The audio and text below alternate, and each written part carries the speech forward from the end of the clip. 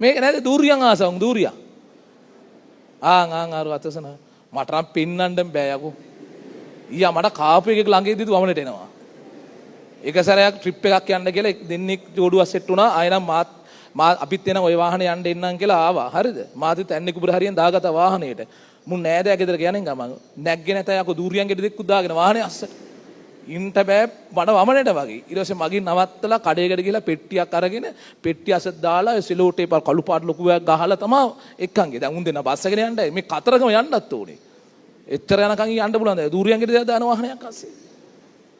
කොහොම හරි පෙන්නන්න බැරි කඩක පෙන්නන්න බෑනේ.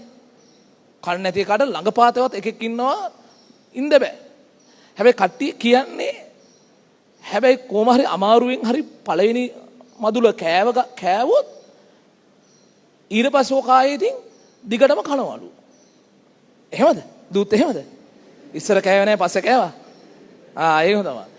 ඒ වගේ තමයි ඉතින්. කන්න නැතිකොට කණ්ඩම අකමැති.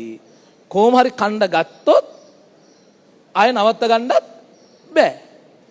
අවස්ථි ගුරු වැඩි ඒවා නිශ්චලතේදී කරකව ගන්නත් අමාරුයි. කර ගත්තට පස්සේ නවත්ත ගන්නත් අමාරුයි.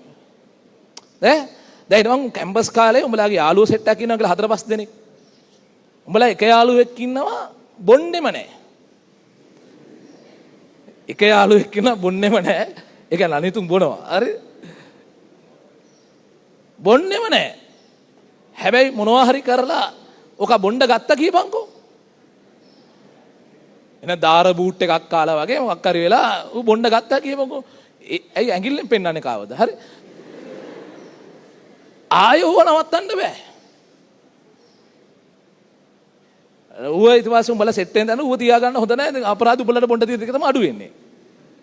ඔව්නේ? ඔව්ලු. හරි? ඒ වගේ තමයි.